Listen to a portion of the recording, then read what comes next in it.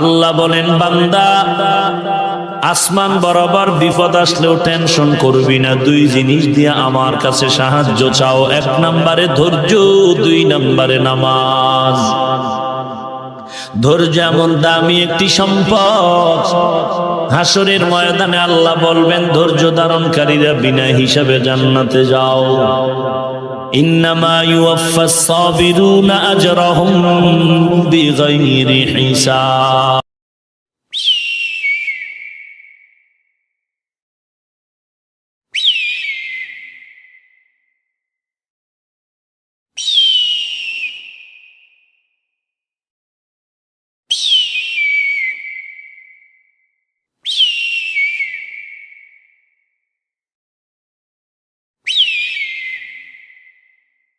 আল্লাহ, তুমি আমার মাফ করে দাও, আমি পাপী, আমি অপরাধী, আমার তুমি মাফ করে দাও, কবরে কান্দায় না।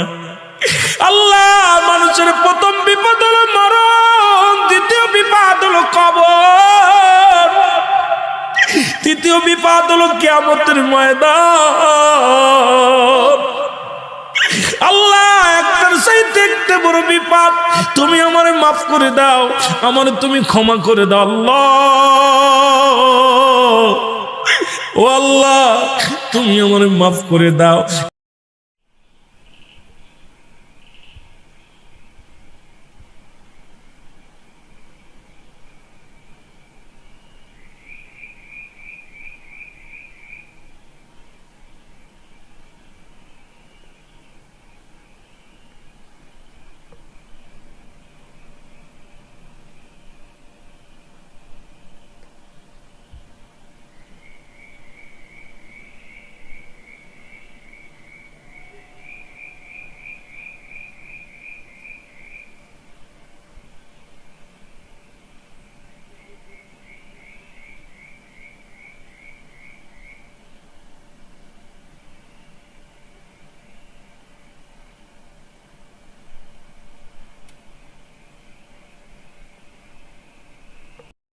ফ্যামিলির মানুষ যদি পলিটিক্স করে, বিচার দেওয়ার মতো কোনো আদালত থাকে না। এ যেন রক্তের সাথে রক্তের বেইমানি। বাইরের শত্রু চেনা সহজ, কিন্তু ঘরের মানুষ নয়। যেখানে আপনরাই দেয় ক্ষত, সেখানে ক্ষতবিক্ষত হয় হৃদয়। তবুও ভাঙা মন নিয়ে হাসতে হয়, কারণ রক্তের সম্পর্কের বিচার কোনো কাঠগড়ায় হয় না।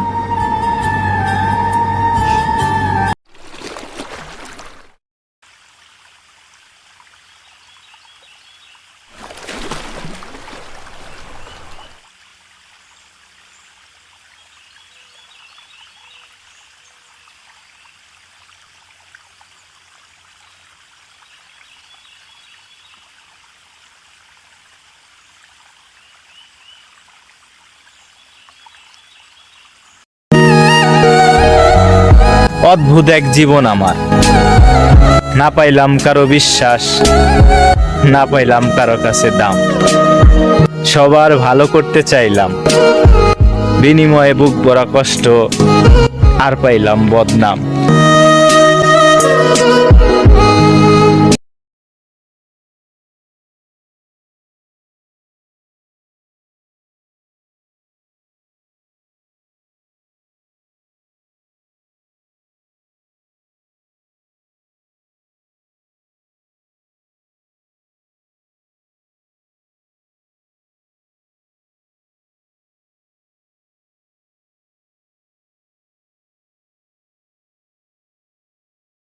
প্রতিটি পরিবারেই একটা বোকা ছেলে থাকে, যে কিনা পরিবারের ভালো করতে করতে নিজের জীবনটাই বিলিয়ে দেয়, কিন্তু দিন শেষে তাকেই দোষী বানানো হয়। সে জানে না কিভাবে নিজের স্বার্থটা আগে দেখতে হয়, শুধু অন্যদের খুশি করতেই জানে। আর সে যখন ক্লান্ত হয়ে থামে, সবাই ভুলে যায় সে তাদের জন্য কি করেছে।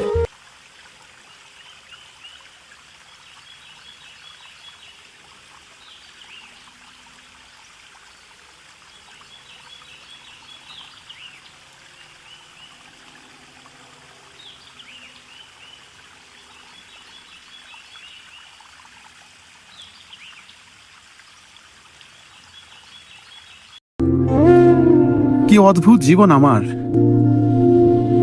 না নিজেই সুখে আছি, না কাউকে সুখে রাখতে পারতেছি। আমার এই জীবনে অভিযোগ করবো কার উপর?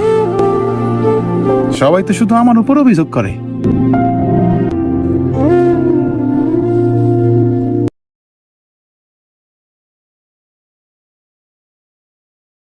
আমি কারো শখের মানুষ না। আমাকে ছাড়াও থাকা যায়, আমাকে ছাড়াও বাঁচা যায়। আমি কারো গল্পের মূল চরিত্র হতে পারিনি। আমি হলাম সেই বাড়তি পাতা যা ছিঁড়ে ফেললেও গল্পের কোনো ক্ষতি হয় না। আমি ভীষণ সস্তা মানুষ, কেন জানেন? কারণ আমি সবার জন্য সহজলভ্য ছিলাম। আমি জানি এই ভিড়ের মাঝে আমি একা। আজ যারা পাশে আছে, কাল তারাও কোনো এক নতুন অজুহাতে হাতটা ছেড়ে দেবে।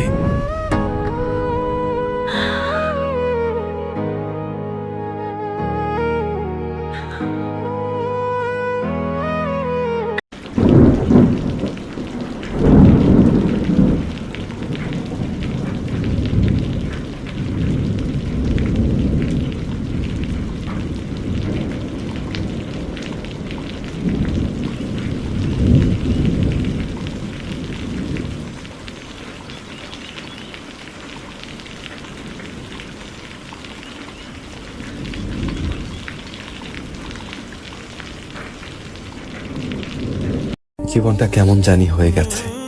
একটা ধাক্কা সামলে উঠতে না উঠতেই আরেকটা ধাক্কা খেয়ে পড়ে যাই। এতটা ক্লান্ত হয়ে যাই যে আর উঠে দাঁড়ানোর শক্তিটুকু থাকে না। চারপাশে চেয়ে দেখি শুধু অন্ধকার। হাত ধরে টেনে উঠাবে এমন কোনো মানুষ নেই। যাদেরকে কাছের ভাবি তারা আমার পড়ে যাওয়ার দৃশ্য দেখে দূর থেকে মুচকি হাসে। তখন অনুভব করি এত বড় পৃথিবীতে কতটা একা আমি।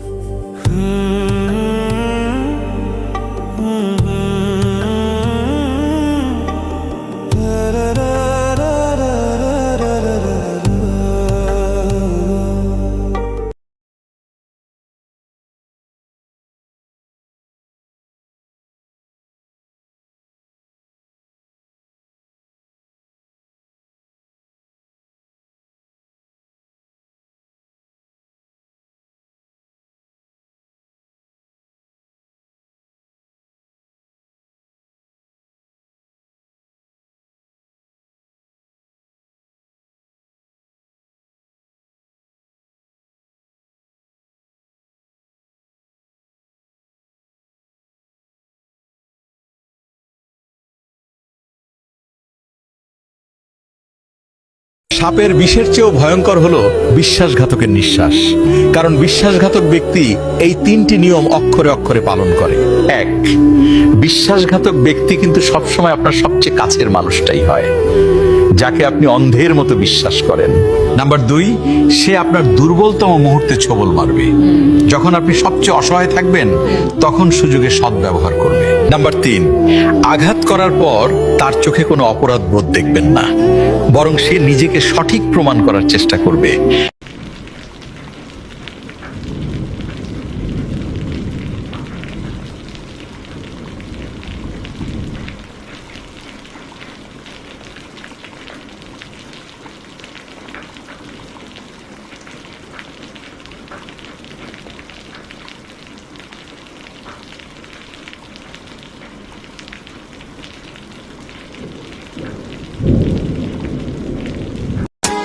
বলো না কোথায় তুমি, এ বুকে আছো কোন পাশে। বলো না কোথায় তুমি, আছো কি মিশে নিঃশ্বাসে। মনের ঘরে যতন করে তোমায় রেখেছি আপন করে। ভালোবাসা দিয়ে তুমি দাঁড়ানিয়ে এই কোন প্রেমে দিলে জড়িয়ে।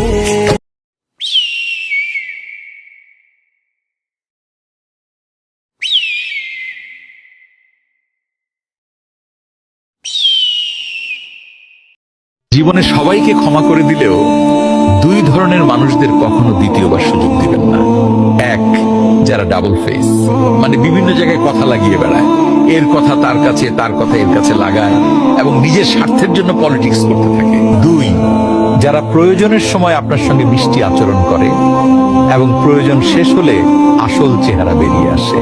এই দুই শ্রেণীর মানুষদেরকে কখনো ক্ষমা করা ঠিক হবে না।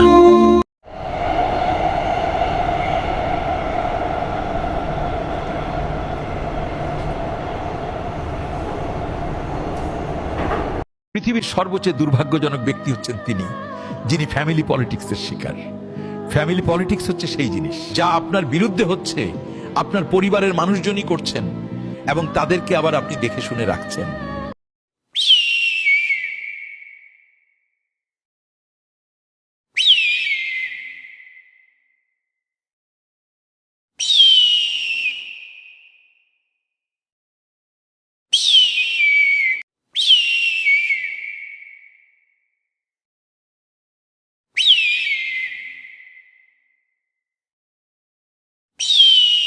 জীবনে কত মানুষ হারাইলাম, কত বন্ধু গেল, কত সম্পর্ক পড়ল।